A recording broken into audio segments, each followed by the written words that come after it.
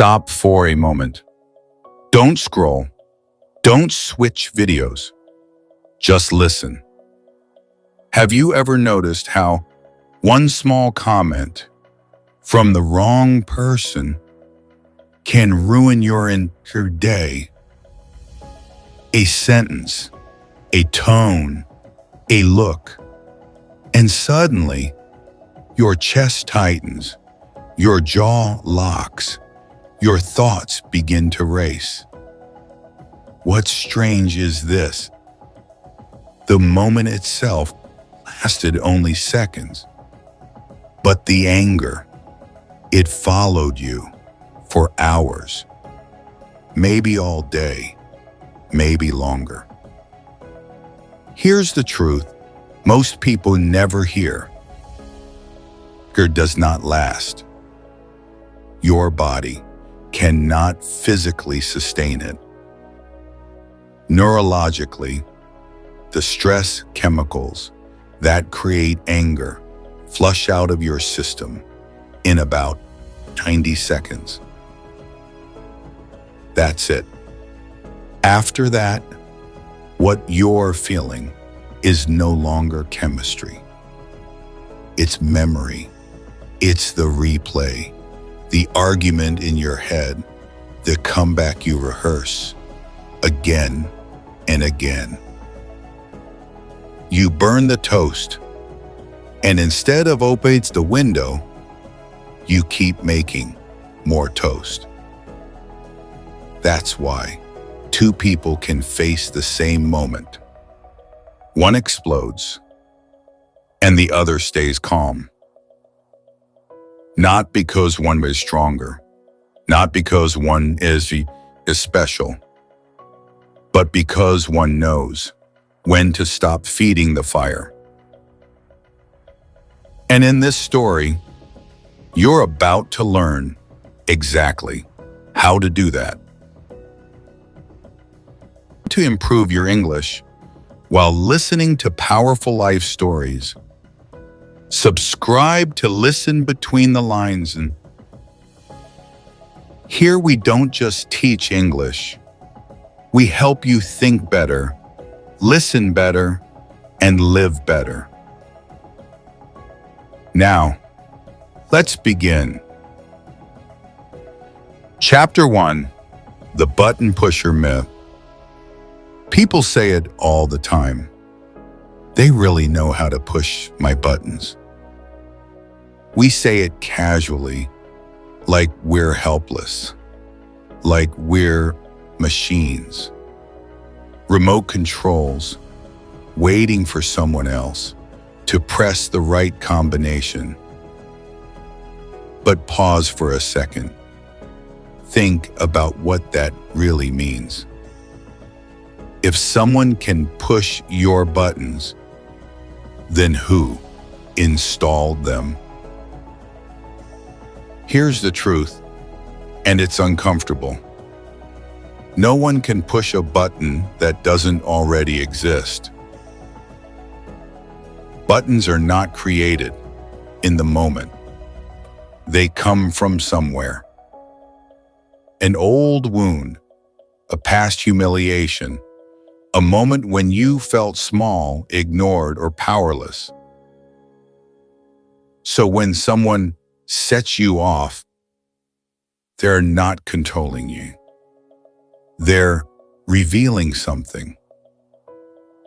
Imagine this. A coworker makes a sarcastic comment, not loud, not aggressive, just sharp enough. Your body reacts instantly. Chest tight, jaw clenched, heat rising. But ask yourself, is it really about this comment? Or does it sound like someone else from your pet? A parent who criticized, a teacher who embarrassed you, a boss who never trusted you. Suddenly, Amak, this isn't about today. It's about then. Here's the shift that changes everything. The moment you stop saying, "They pushed my buttons," and start saying, "This showed me why I'd still react." You move from victim to ... You are no longer a remote control. You're the one holding it. And that realization is where real emotional power begins. Chapter 2.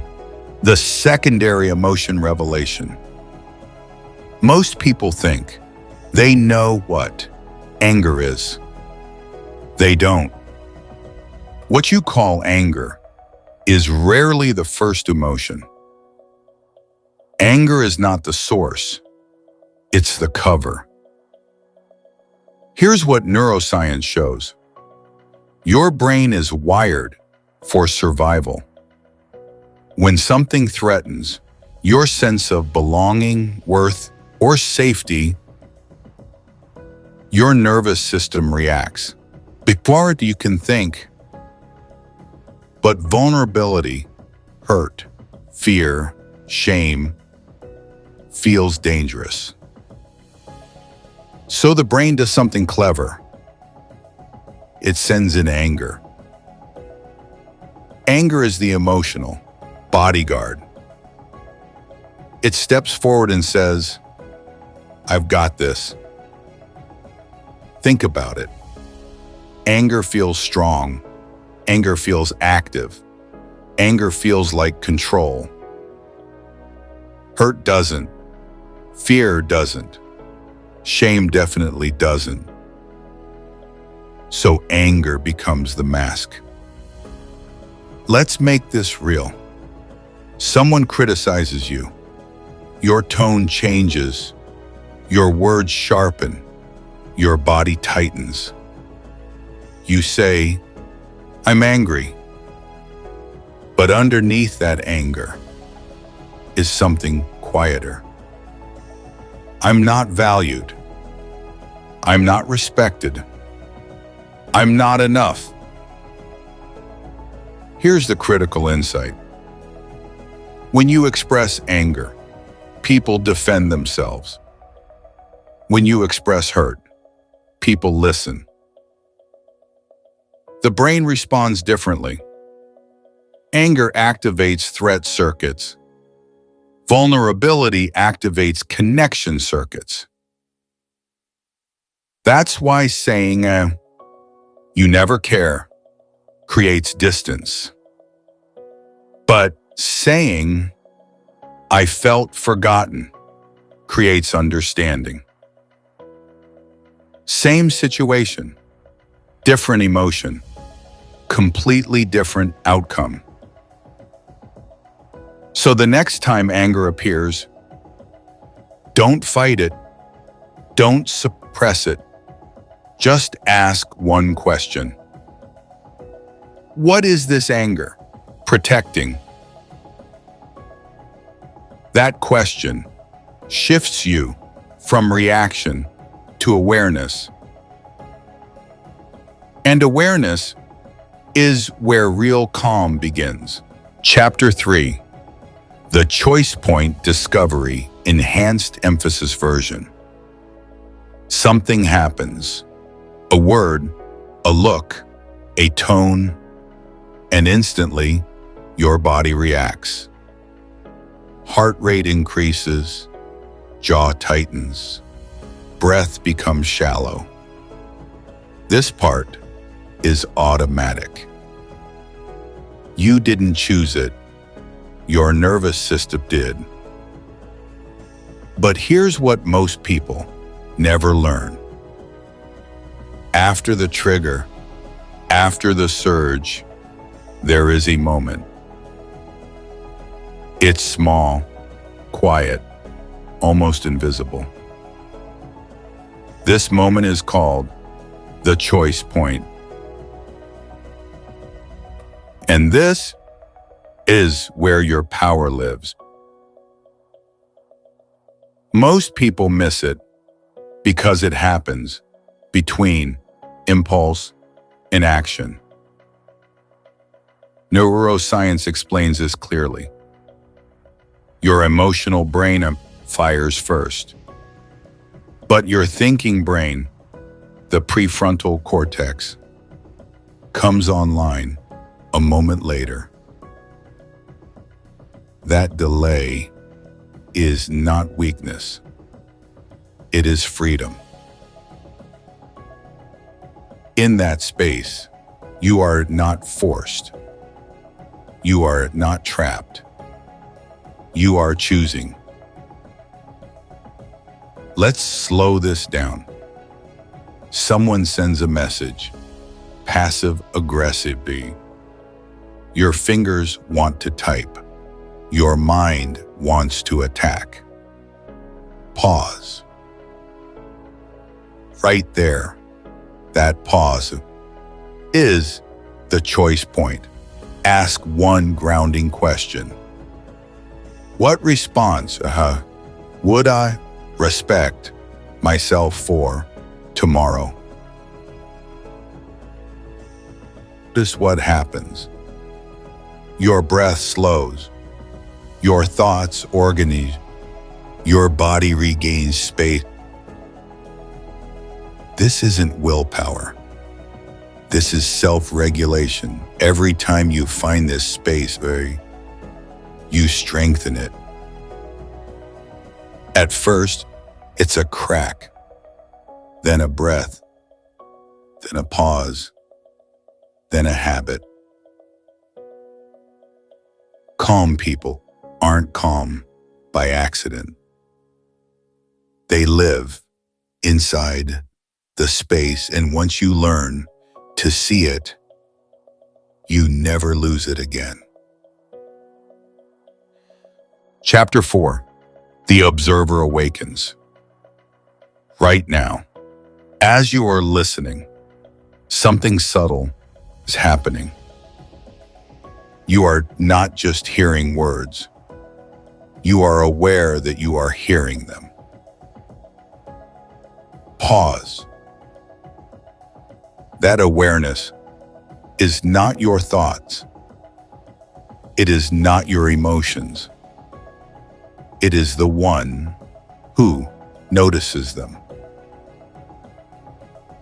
This part of you is called the observer. The observer does not panic. The observer does not rush. The observer watches. Most people live inside their reactions.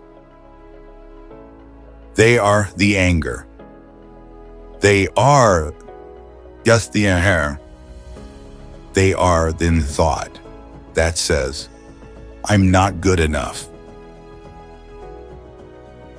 But the moment you observe a thought, you are no longer inside it. You are above it. This is not philosophy. This is neuroscience. When you notice a thought, your prefrontal cortex activates. The emotional loop loses intensity.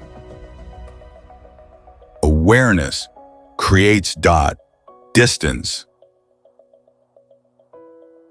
Let's train this right now. It's your breath. You don't need to change it. Just watch it. The next thought that appears, label it gently. Thinking that label is powerful. It reminds your brain, I am not this thought. I am the one who sees it. This is the skill calm people use without knowing its name. They step back. They watch. Then they choose. Once the observer is online, you stop being dragged by emotion. You start directing behavior. This is why true confidence feels quiet. It's not loud. It's not rushed. It's aware. From this point on, need to fight your mind. Watch it, and what you can observe, you can control. Chapter 5, The Observer Self. Right now, notice something subtle. You are not just feeling, you are aware that you are feeling. This awareness is the observer, not the emotion, not the thought, just the one who sees. Here's the key. Emotions do not define you. They pass through you like clouds in the sky. Anger rises, frustration surges, fear whispers. Pause. You are not them. You are the sky. The clouds are temporary. Your observer self is permanent. Let's make this practical. Next time irritation appears, instead of reacting, say to yourself, I see you. I notice this anger. I am not this anger. This what happens. The body relaxes slightly. The mind clears a fraction. A space appears. That space is your freedom. Here's the neuroscience behind it. When you observe without judgment, the prefrontal cortex lights up. The amygdala calms down. The chemical storm of anger, intensity. Every time you practice this, your brain rewires. You strengthen the neural pathways of calm. You are no longer at the mercy of your emotional impulses. You become the watcher, the director, the one who chooses response instead of reaction. Try this now. Feel an emotion, any emotion. Label it silently. Anger, frustration, fear. It's how labeling it creates distance. You are not your emotion. You are the observer, watching it pass. And in that space, you find choice. You find freedom. You find calm. Remember, the observer self is always there. You just need to turn your attention. The more you practice, the more automatic it becomes. Anger, irritation, frustration, they still appear, but you are unmoved. You are the observer self, and that self cannot be touched. Chapter 6, Reframing Difficult People. Difficult people exist, always. But here's the shift that changes everything. They are not your problem. They are a mirror showing what still triggers you. Pause. That colleague who criticizes, that friend who interrupts, that family member who pushes your buttons, they are not attacking you. They are revealing your edges, the parts of you that are still reactive. Here's the trick. Reframe the moment. Instead of seeing them as the problem, see yourself. Ask silently, what is this teaching me? What edge am I learning to master? Let's do an example. Someone cuts you off in a meeting. Your first reaction, anger. Pause. Instead of snapping, note it. I feel disrespected. That is the signal, not the problem. The real power comes from choosing your response. You can breathe, you can pause, you can respond with clarity instead of reaction. Difficult people, they are your emotional trainers. Every challenge, every trigger, every conflict is a chance to grow. The more you reframe, the less you react, the more calm you become, the more unshakable you are. Remember, they are not your enemy. Your reaction is. Turn the lens inward. Ask the question, what is this teaching me about myself? And here's the hidden bonus. People who used to frustrate you now become the catalysts for your growth. Every challenge, every difficult interaction, a training your calm. This is emotional mastery, not avoidance, not suppression, but transformation. The more you practice this, the more you see clearly. Difficult people are your greatest teachers. And in that clarity, you are untouchable. Chapter 7, The Boundary Blueprint. Boundaries are not walls. They are your blueprint, your guide to protecting your peace. Without boundaries, people will take more than they give. They will drain your energy. They will provoke your triggers. Boundaries are simple. They are clear. They are consistent. Here's the first step.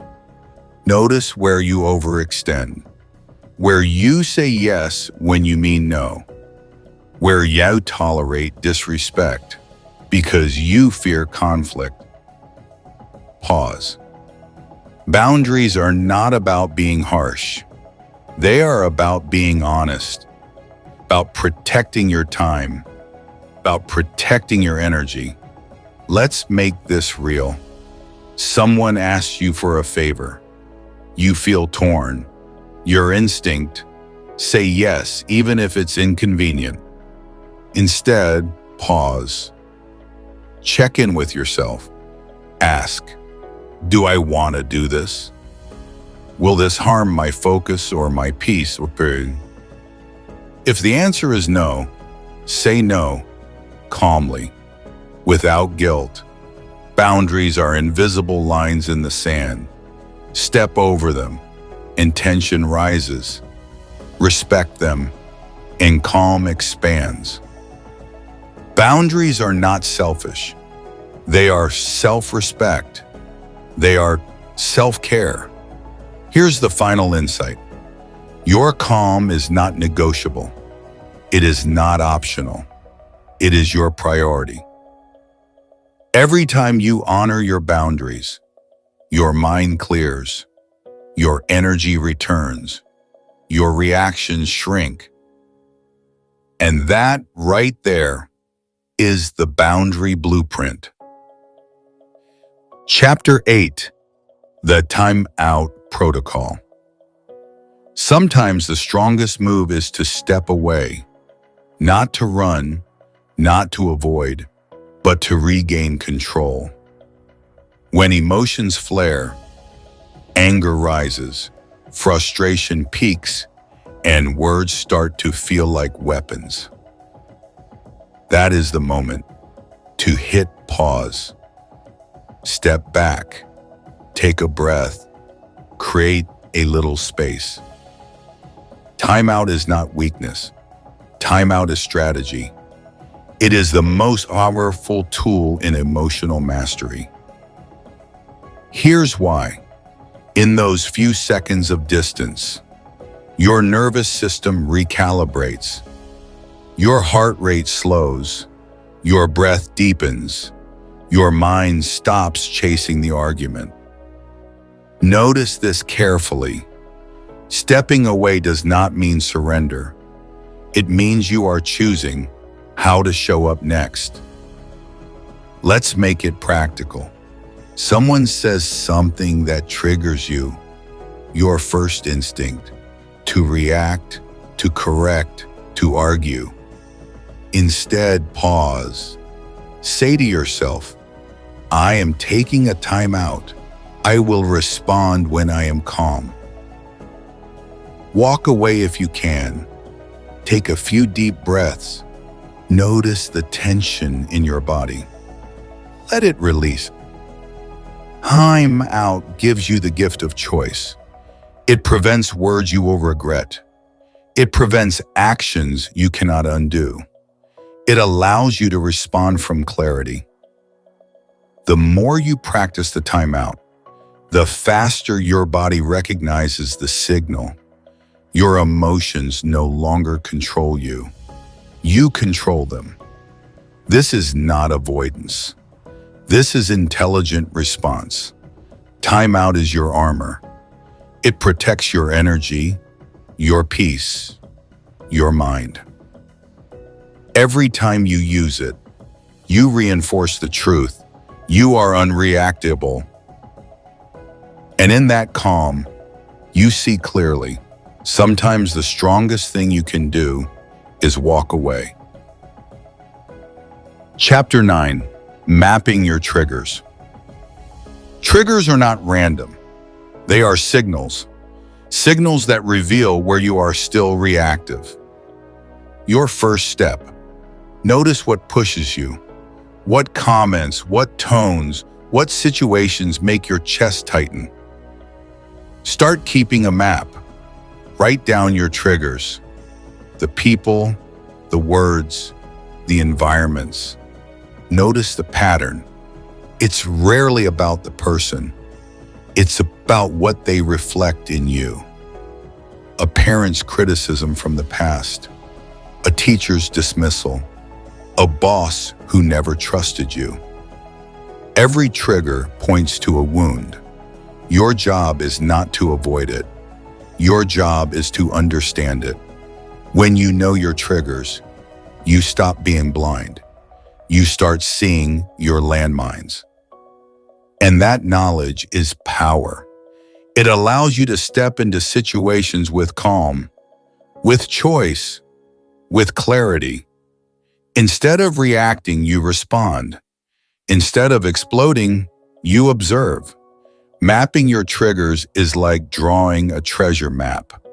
The treasure, your emotional freedom. Every time you revisit the map, every time you notice a trigger, you grow stronger. You build immunity. You create space between stimulus and reaction. And that space is where your mastery lives. Chapter 10. Becoming unreactable. This is the final step. Becoming unreactable. Not indifferent, not cold, but calm, deeply calm, unmoved by provocations, unshaken by drama, because you have learned to see, to observe, to choose. You know your triggers. You understand your emotions. You protect your boundaries. You pause when necessary. You respond instead of reacting. And slowly, this becomes your identity, not just something you do, something you are.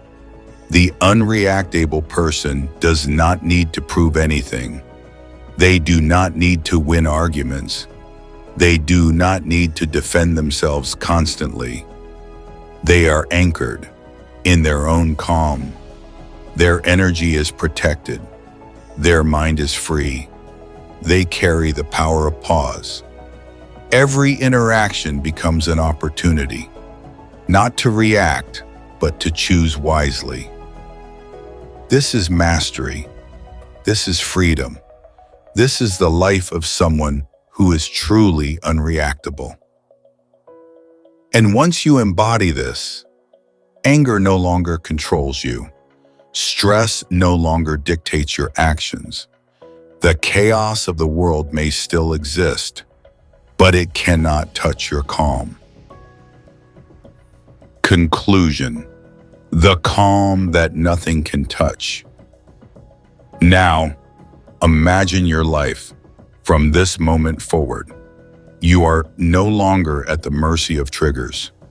You are no longer swept away by anger or frustration. You carry a calm that nothing can touch. A calm that comes from knowing. You observe, pause, and choose. Your energy is protected. Your mind is free. Your relationships, your work, your life are no longer hijacked by emotion. Every challenge becomes an opportunity. Every difficult person, every conflict, every moment of stress is a chance to practice your calm. And the more you practice, the more your calm becomes who you are. Not just a technique, not just a strategy, but your identity. This is the calm that nothing can touch. And from here, you step into the world with unshakable peace, power, and freedom. If this story helped you think, helped you feel, and helped you practice English, subscribe to Listen Between the Lines. More real stories, more clear English, more meaning in every word. Thank you for listening. Take one small action today. I'll see you in the next story. Stay strong.